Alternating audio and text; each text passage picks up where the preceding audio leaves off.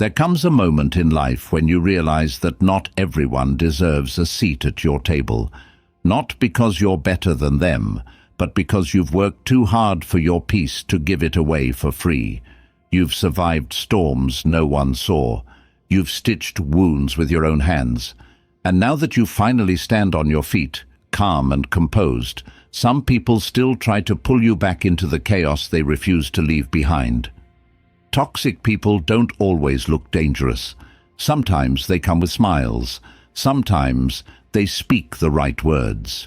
But you can always feel them, draining your energy, unsettling your thoughts, leaving you questioning your worth after every interaction.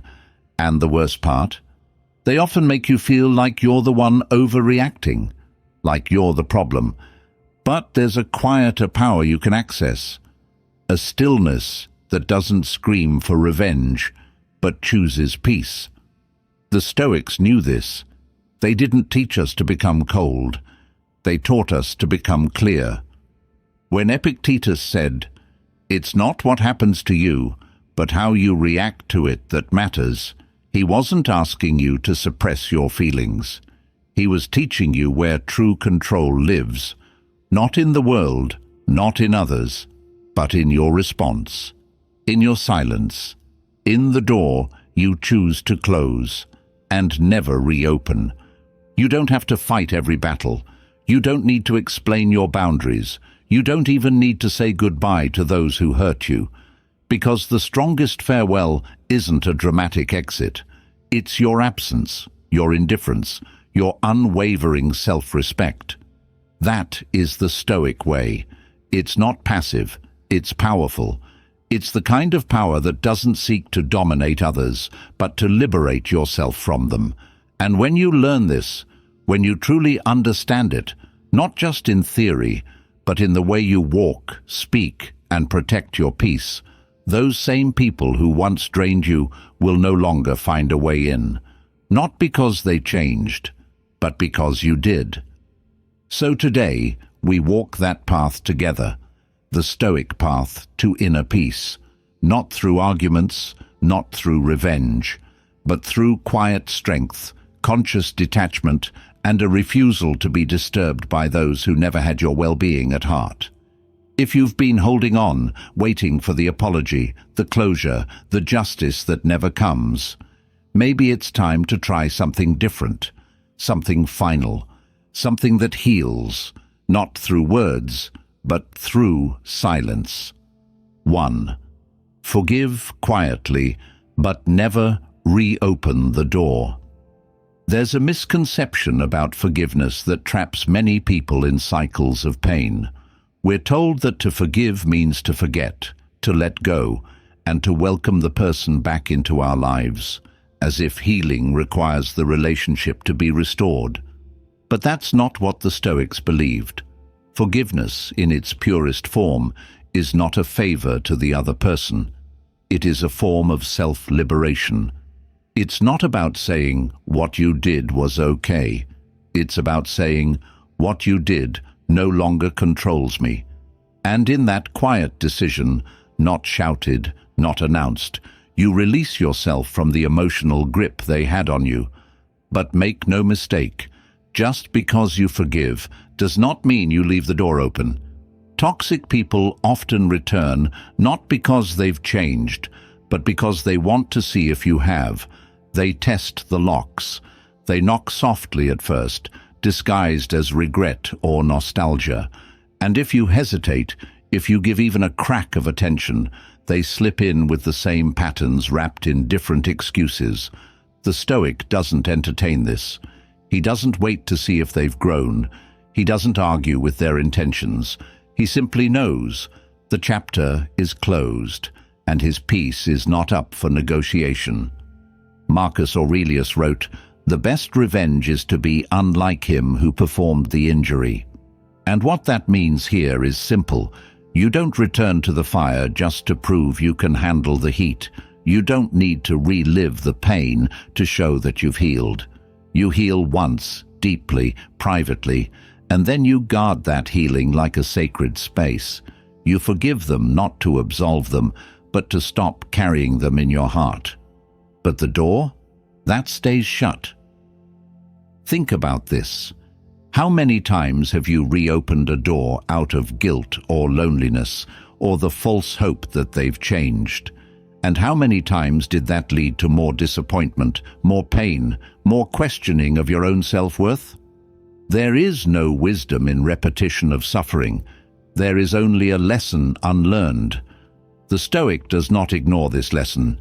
He learns, he lets go, and he moves forward, not with hatred, but with clarity. So the next time you find yourself wondering whether you should respond, reconnect, or give them one more chance, pause. Ask yourself, am I doing this out of growth or out of habit? Is this act expanding my peace or exposing it? Forgiveness is complete when it no longer needs to be proven. You don't need to text them, explain it to them, or get them to understand it. You simply choose it. And then you walk on, because when the mind is clear, the door stays closed, not out of anger, but out of wisdom. That is where true peace begins. 2. Their power ends where your reaction stops. There's a simple truth that most people overlook. Toxic people don't thrive on cruelty alone. They thrive on your reaction to it. Every time you explain yourself, defend your character, or rise to their bait, you're giving them exactly what they want, your energy. And in doing so, you hand over your peace like a gift they didn't earn. But here's what the Stoics understood long before modern psychology echoed it. No one can disturb you without your permission.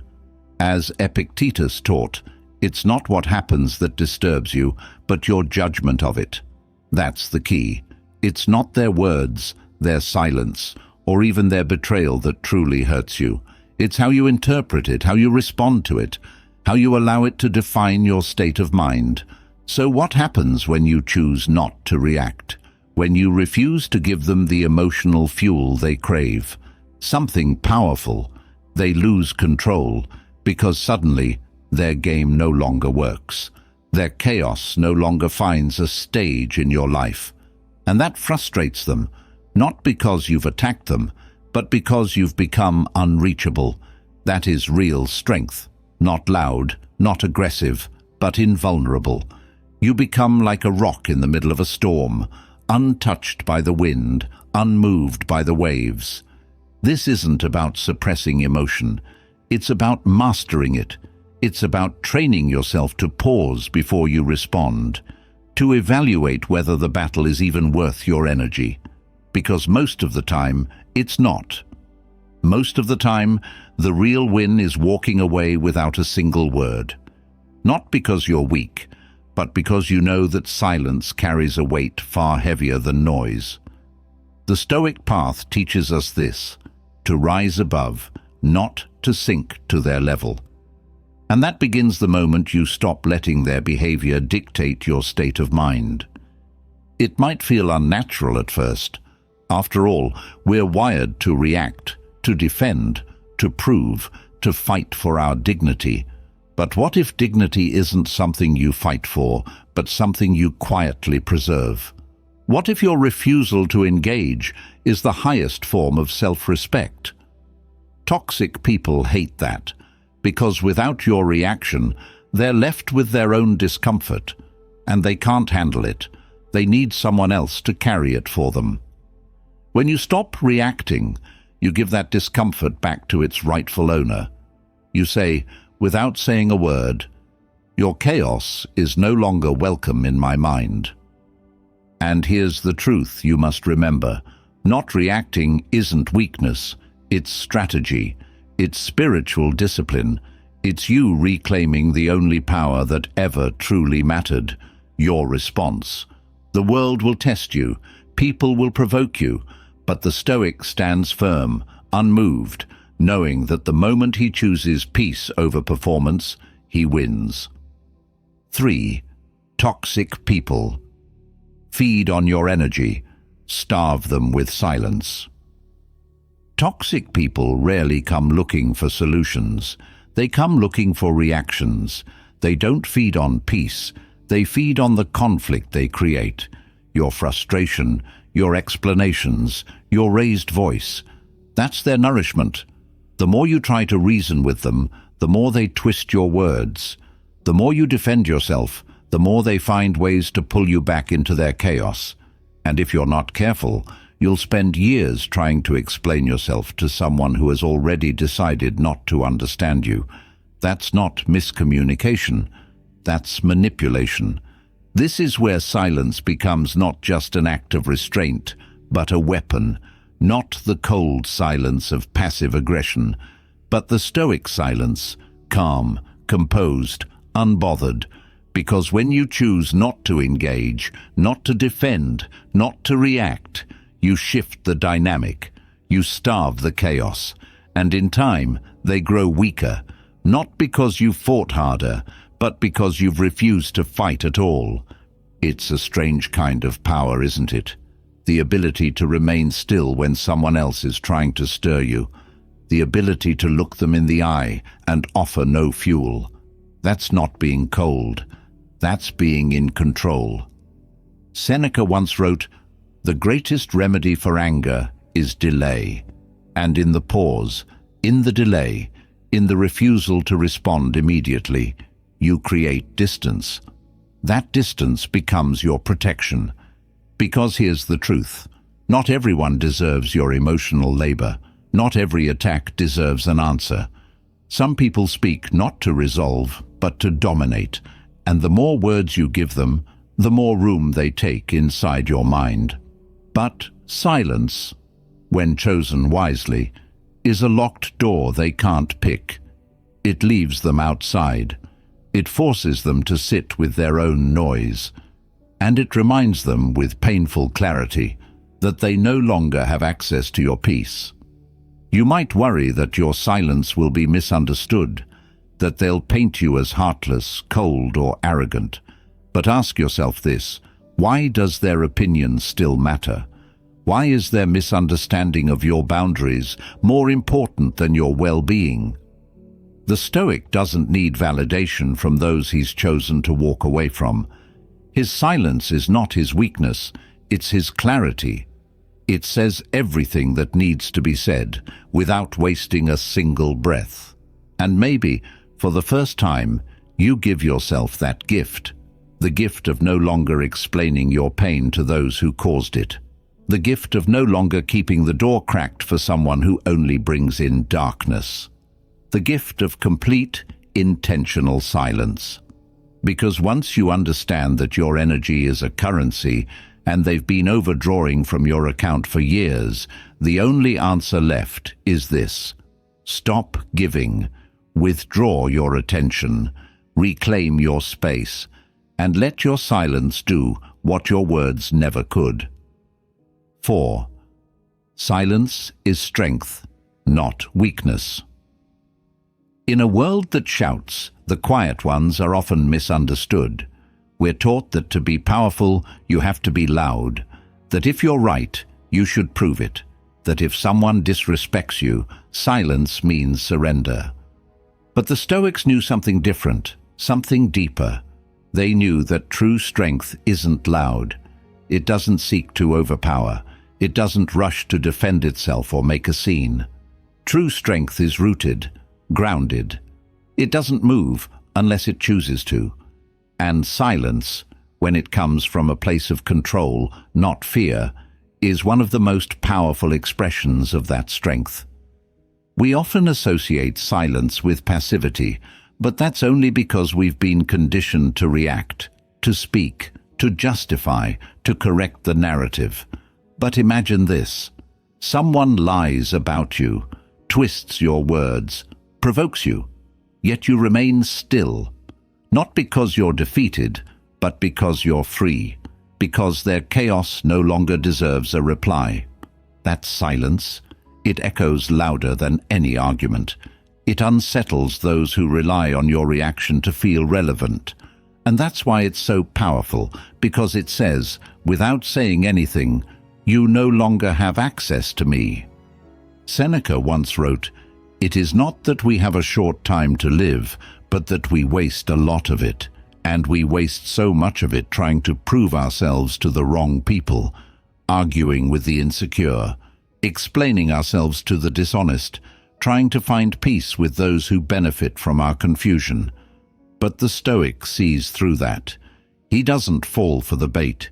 He doesn't react to every insult, every whisper, every challenge, because he knows a lion does not turn when a small dog barks. This kind of silence is not coldness, it's precision.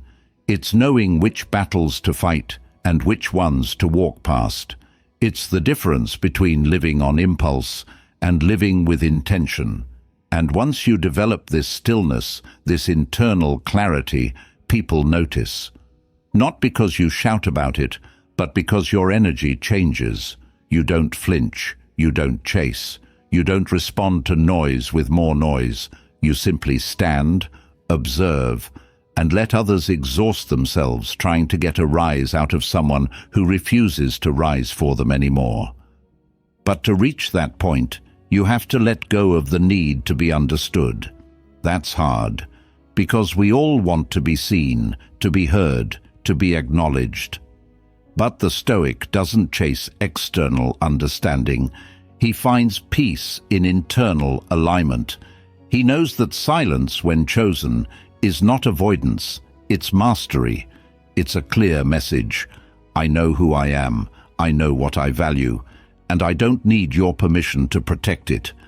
This kind of silence requires courage. It's not about bottling up emotion, it's about channeling it, about stepping away not because you're afraid, but because you've grown. Because you've realized that not every injustice needs a reaction. Some simply need distance. So if you're dealing with someone who keeps testing your peace, who pushes your buttons, doubts your decisions, or tries to drag you into conflict, try this. Don't respond. Not with sarcasm, not with defense, not with explanation. Just observe, breathe, and remain still. That silence will speak volumes. It will say, I'm no longer available for this conversation. And in doing so, you rise above the noise, not by force, but by presence. Because the strongest voice is the one that knows when not to speak. 5. Boundaries don't need justification.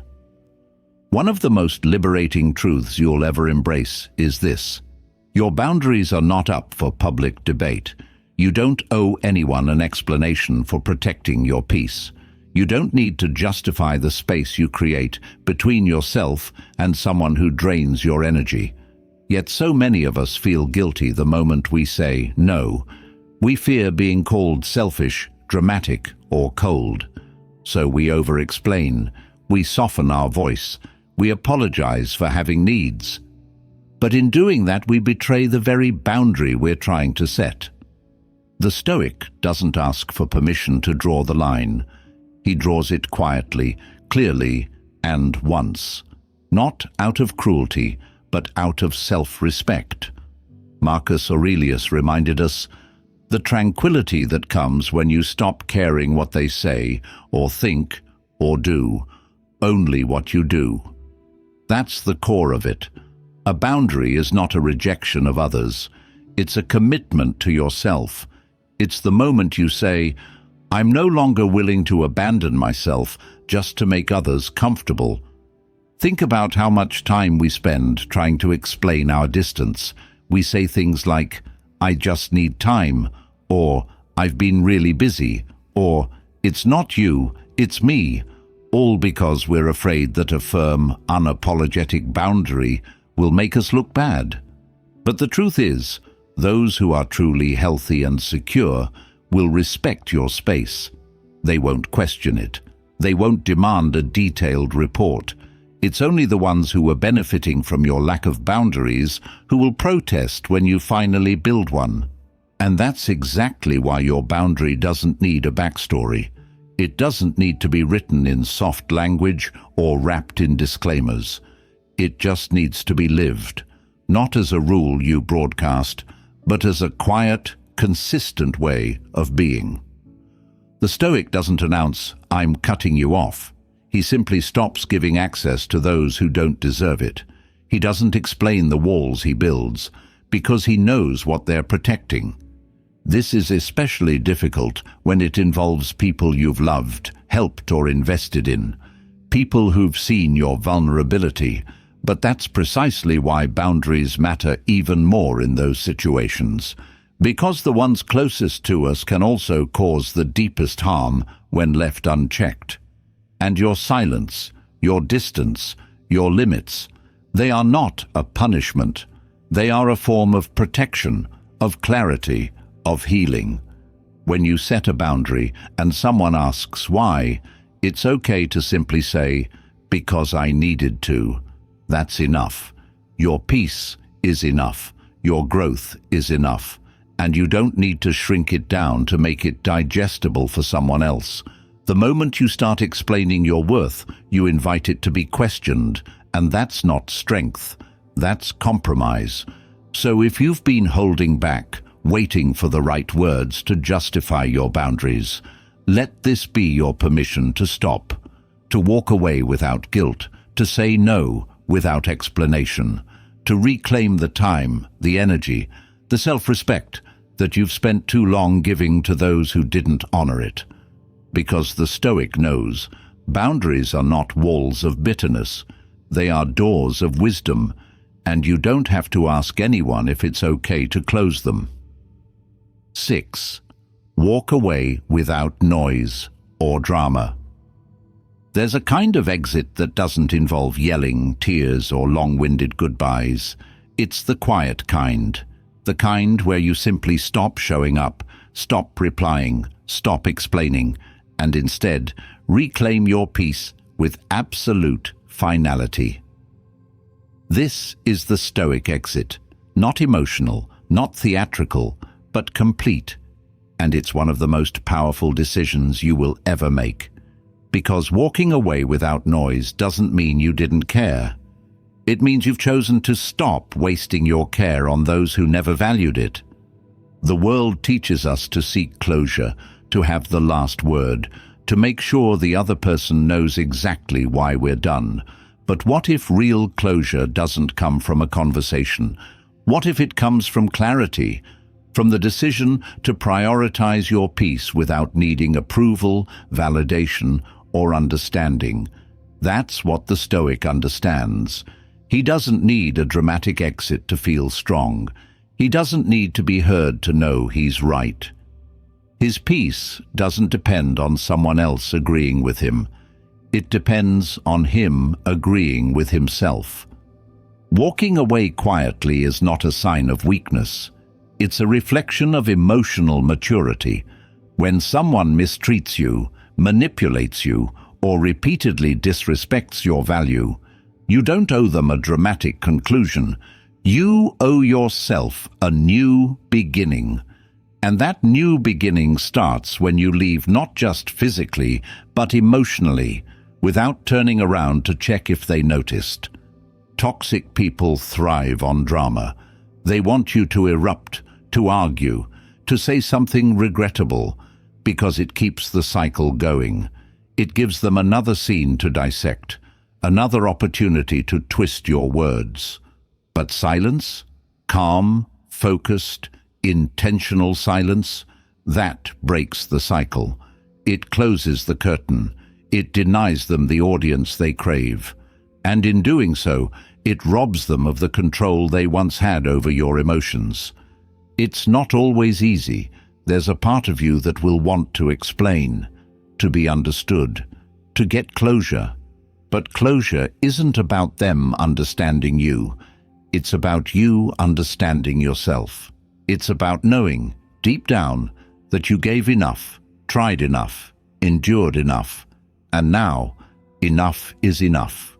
You walk away not because you're giving up, but because you're waking up. The Stoic doesn't slam the door. He simply walks through it, never looking back. He doesn't broadcast his absence. He lets the silence speak for him. And that silence says everything. It says, "I've outgrown this." It says, I no longer need this in my life. It says, I choose peace over proving a point. So if you're holding on, hoping for the perfect moment to leave, waiting for them to change, or crafting the perfect goodbye, consider this. You don't need their permission to let go. You don't need to explain your healing process to those who caused the wound. All you need is the courage to leave quietly, completely, and with full intention. Because the most powerful exits aren't the ones that echo through arguments. They're the ones that echo through absence, the ones that leave no open doors, no unfinished business, just a clean, quiet break. A decision to protect your soul without making a scene. 7. Absence reveals the truth. There is something strangely revealing about distance. When you remove yourself from someone's life, silently, calmly, without warning or conflict, what's left behind begins to speak, loudly. Absence becomes a mirror, one that reflects everything presence used to hide. And this mirror, unlike your words, cannot be argued with, distorted, or ignored, because your silence forces the other person to sit with their own noise. Your absence becomes the first time they've ever had to face themselves, without you standing in the way. We often believe that staying is the path to clarity, that if we talk more, explain better, try harder, we'll finally be seen and valued. But here's what the Stoics understood. Not everything needs to be solved through dialogue. Some things are revealed only through silence. Some people can only see their impact on you when you're no longer around to absorb it. When you step back, patterns come to the surface. You start to see who reaches out and who only takes, who notices your silence and who was never really listening to begin with. Epictetus once said, if someone succeeds in provoking you, realize that your mind is complicit in the provocation. It's not just about stopping your reaction, it's about stopping your availability for toxic dynamics altogether. And sometimes the most powerful way to do that is not through confrontation, but through absence. Not a passive, waiting kind of absence, but an intentional one. A decision to remove your presence, your energy, your emotional labor, and let the silence do the rest. Because silence, when chosen wisely, becomes a spotlight. It shows you who needs access to you to feel whole, and who actually respects you enough to reflect on their own behavior in your absence.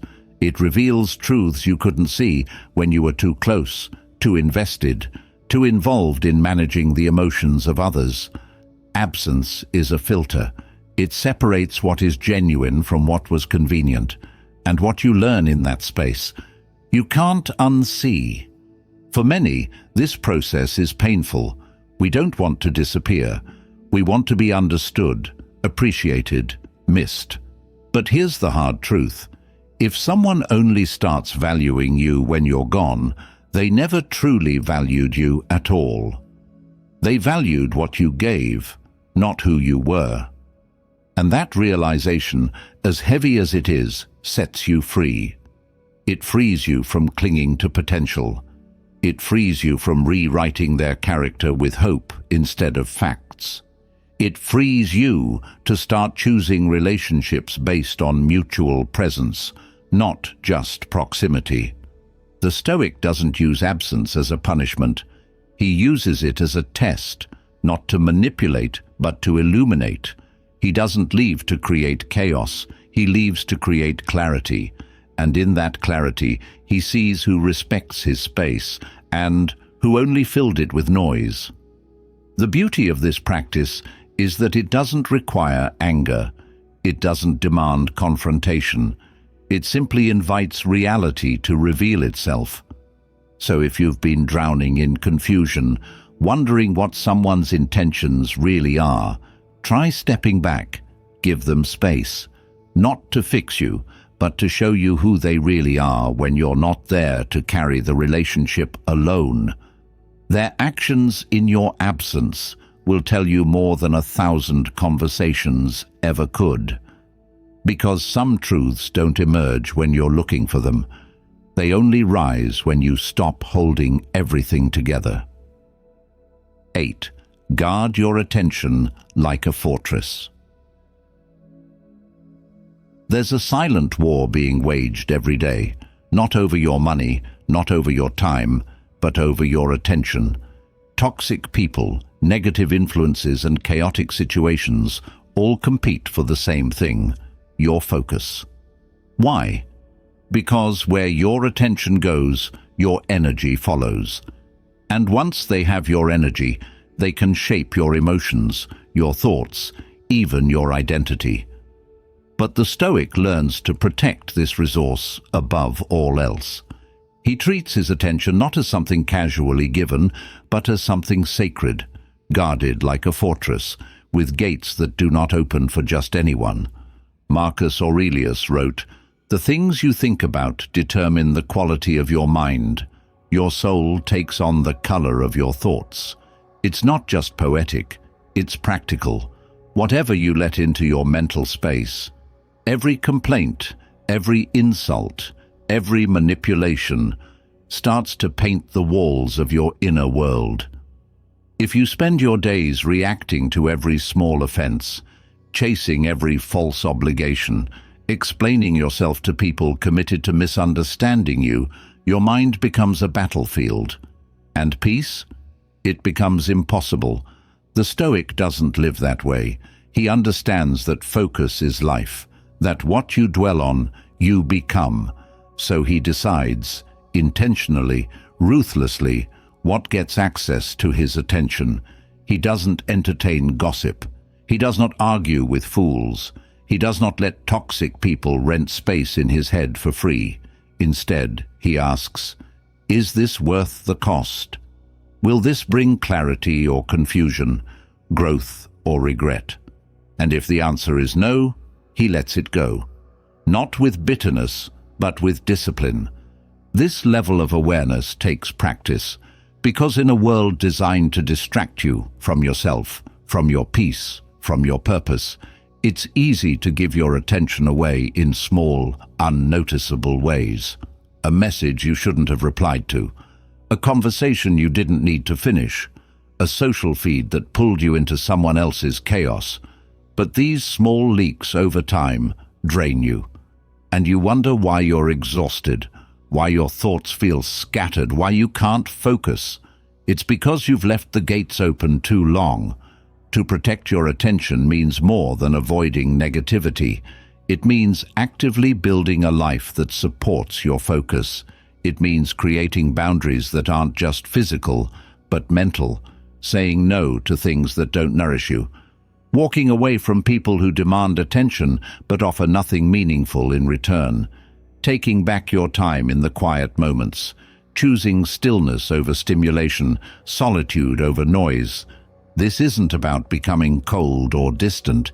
It's about becoming clear, because once you truly value your attention, you stop throwing it away for approval.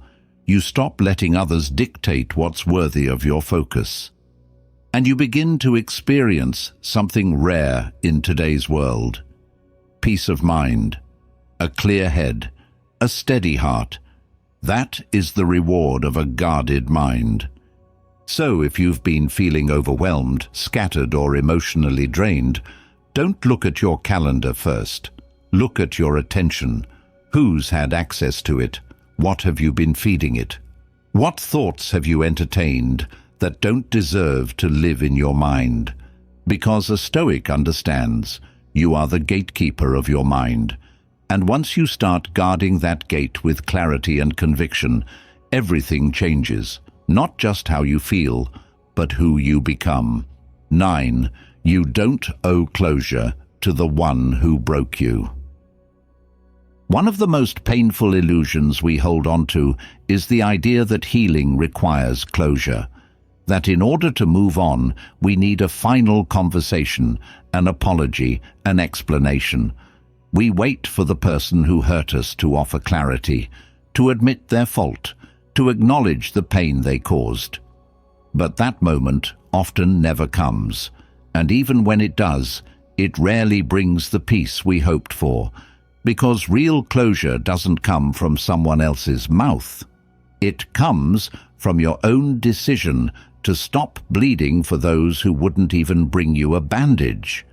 The Stoics teach us that peace is an internal discipline, not something granted by others. You don't need a final dialogue with the one who lied, manipulated, abandoned, or betrayed you. They already gave you their answer in their actions, and those actions said everything. When someone shows you who they are through consistent harm, your job is not to decode their behavior or extract a confession. Your job is to walk away with your dignity intact and your silence louder than any closing words could be. Seneca wrote, "It is not the man who has too little, but the man who craves more, that is poor." And sometimes what we're craving isn't money or success. It's emotional completion from someone who never had the capacity to give it in the first place. That craving keeps us stuck in loops of overthinking. Maybe if I just explain it better, maybe if they finally understand how deeply they hurt me, maybe then I can move on. But the Stoic doesn't seek emotional riches from empty pockets. He recognizes that some people cannot offer what they've never learned to hold. Closure is a myth when it depends on someone who refuses to take responsibility, and clinging to that myth only delays your healing. The longer you wait for them to make things right, the longer they stay in control, not of your life, but of your peace. And you deserve better than that. You deserve to close the chapter, not because it ended the way you wanted, but because you are done rereading a story that only brings you pain. True closure is not loud. It's not a text, a phone call, or a final confrontation. It's the moment you decide that your mental health, your growth, your future are more important than understanding someone's cruelty. It's the quiet, "no more," you whisper to yourself. The deleted message you never send. The realization that no apology, no explanation, no amount of honesty could undo what was done or rebuild what was broken. And that's okay, because you're not here to repair others, you're here to repair yourself. The Stoic path is not one of vengeance or bitterness, it's one of freedom. Freedom from needing validation. Freedom from being understood by those who refuse to see you. Freedom from the exhausting cycle of waiting for something that may never come. If you're still hoping for closure, ask yourself this: what would it even change? Would it undo the nights you couldn't sleep? Would it erase the emotional weight you carried alone? Or would it just delay your healing one more day? You don't owe closure to the one who broke you. You owe clarity to yourself. You owe yourself the choice to move forward without waiting. To say, "This is over," not because they said it, but because you did. And in that decision, you take back your power. 10. You are not meant to stay where you are. Disrespected. There is a subtle but dangerous lie many of us internalize, that if we just love more, give more, tolerate more, eventually we'll earn the respect we deserve. We stay in relationships, friendships, or environments where we're quietly dismissed, openly criticized, or emotionally sidelined. Not because we don't know we're being disrespected, but because we hope our patience will turn the tide. But the truth is, respect is not something you can beg for. It's not earned through sacrifice or suffering. It's revealed in how others treat you when they think you'll never leave. And if someone continually shows you that they don't respect your voice, your time, your worth, your duty is not to convince them otherwise. Your duty is to leave. The Stoic does not remain in places where his value is questioned. He does not stay silent while his dignity is slowly eroded. He recognizes disrespect not as something to fight against, but as a signpost pointing him elsewhere. Marcus Aurelius reminds us, the impediment to action advances action. What stands in the way becomes the way. If disrespect stands in your way, then leaving becomes your way, your path forward, not with anger or revenge, but with certainty. But let's be honest, leaving isn't easy, especially when there's history, love, shared dreams, especially when you've invested so much of yourself trying to fix what's broken. But the hard truth is this: no amount of effort can sustain something that thrives on your absence of boundaries. And the longer you stay in that space, the more you begin to internalize the disrespect. You start to doubt your worth. You begin to accept silence where there should be support, criticism where there should be care, neglect where there should be presence. Over time, you shrink, not all at once, but slowly, quietly. You make yourself smaller to keep the peace. You tolerate more to avoid conflict. You start walking on eggshells just to be tolerated. And that isn't love. That isn't loyalty. That is emotional erosion. And the Stoic refuses to live that way. He knows that life is too short to waste in places that drain your soul just to keep appearances. Walking away from disrespect doesn't mean you hate the other person. It means you finally love yourself enough to stop settling for less than your standards. It means you're no longer available for mistreatment disguised as jokes, criticism framed as just being honest, or emotional manipulation masquerading as love. It means you've realized something powerful. Peace is more important than proximity, and dignity is more important than loyalty to dysfunction. When you remove yourself from environments that disrespect you, something beautiful happens. Your confidence starts to return. Your clarity sharpens. You begin to attract people and situations that mirror your self-respect, not your wounds. But none of that can happen until you choose to leave the space that teaches you to question your value. So if you're waiting for the disrespect to stop, for them to finally see your worth, consider this. What if the very act of staying is what convinces them they never have to change? What if your silence is being read as consent? The Stoic doesn't stay to prove a point. He leaves because his peace is the point. And he understands that the cost of remaining where he is disrespected is far greater than the discomfort of walking away, because you're not meant to live on the edge of someone else's approval. You're meant to stand firmly in your own self-respect and let that guide every decision forward. 11. Leaving isn't escaping, it's evolving. There's a moment in every inner journey when you realize that staying is no longer a sign of strength. It's a symptom of fear, fear of starting over, fear of being misunderstood, fear that leaving means you've failed. But that's not the truth, not the Stoic truth, because leaving, when done with clarity and calm, is not an escape. It's an evolution. It's the deliberate act of stepping into a new version of yourself that no longer tolerates the same pain, patterns, or people that once defined you. And that choice, to leave not with bitterness, but with resolve, is a sign of immense growth.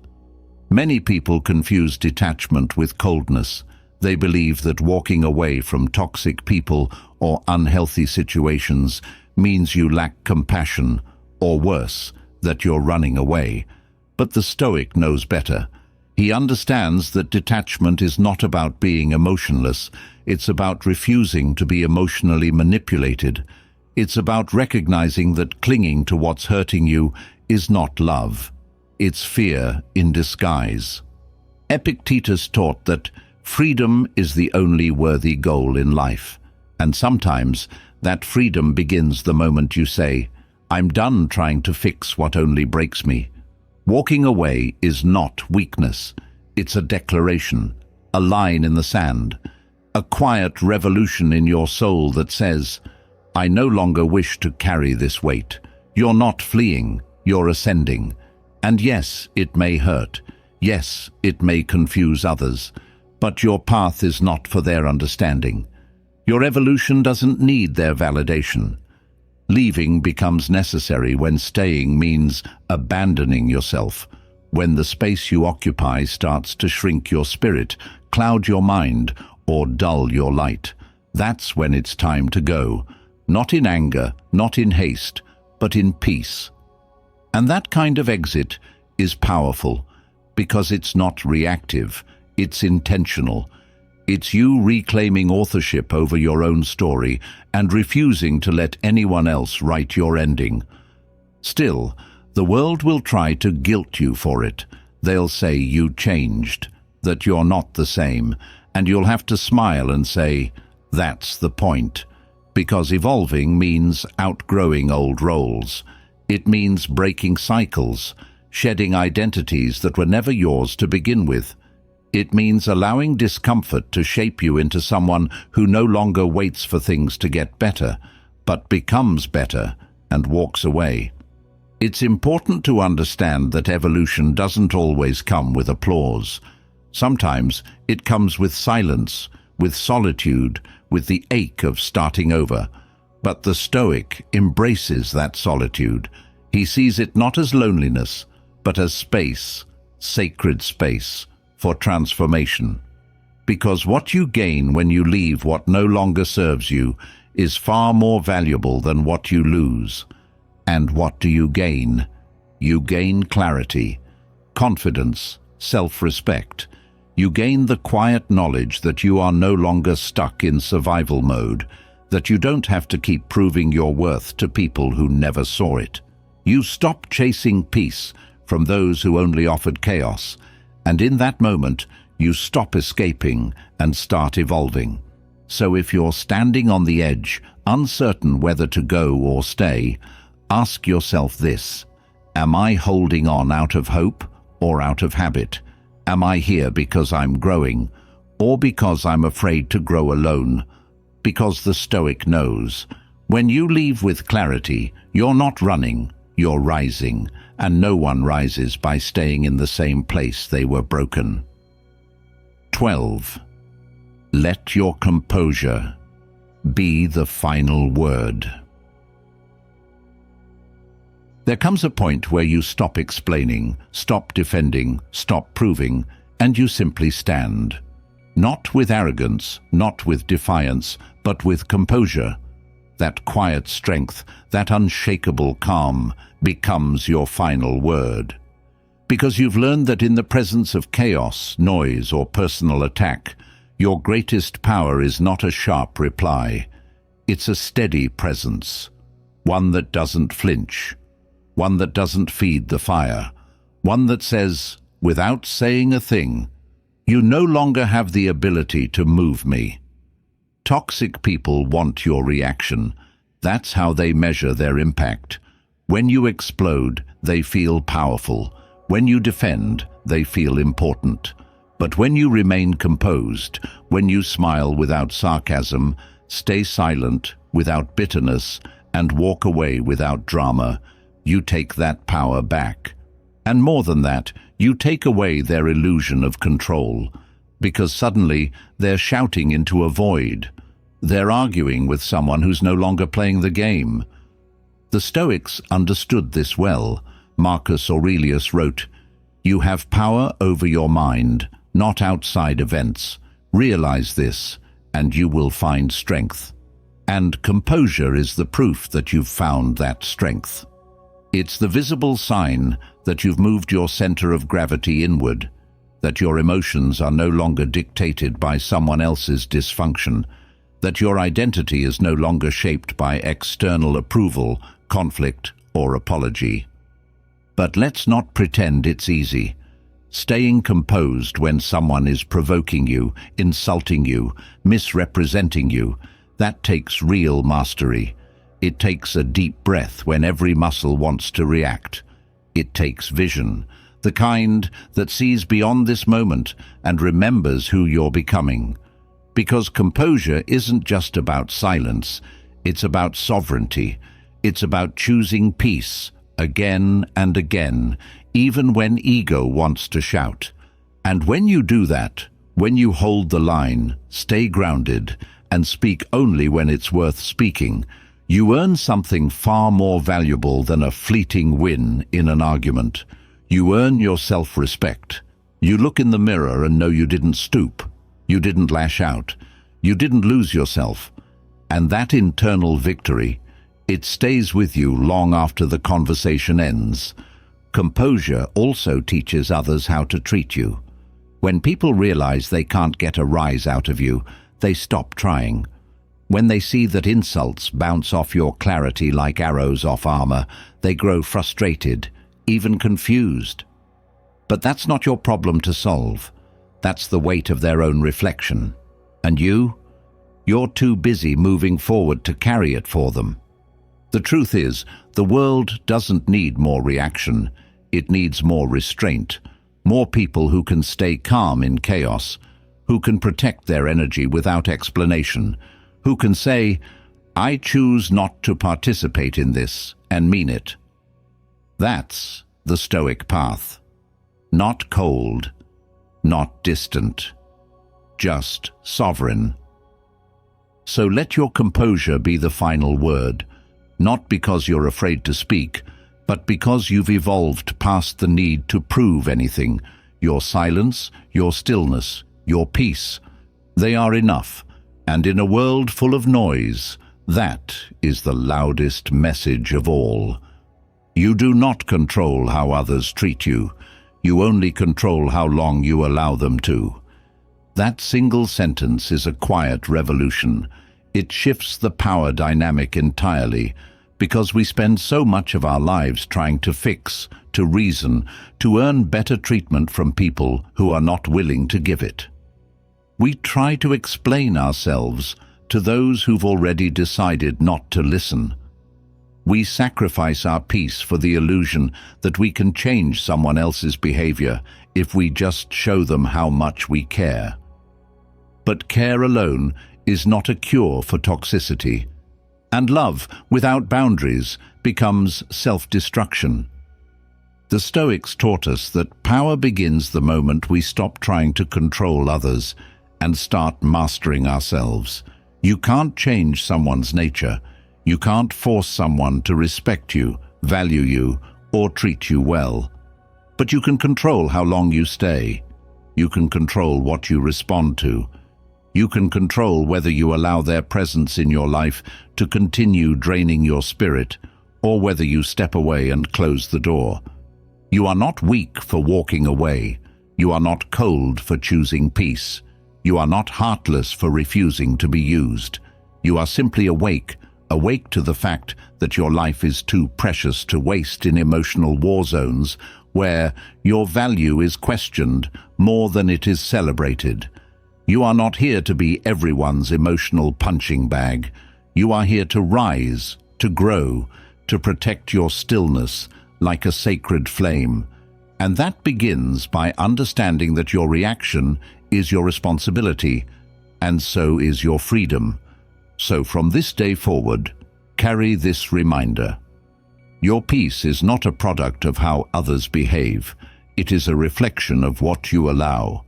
And you have the right, the responsibility, to allow less, to require more, to walk away sooner, to speak less, to preserve your power, not in anger, not in bitterness, but in mastery. And when someone asks, "Why didn't you respond?" or "Why did you leave?" you don't owe them a speech. Let your composure answer. Let your silence answer. Let your new life answer, because the Stoic doesn't fight every fire. He simply stops walking into flames.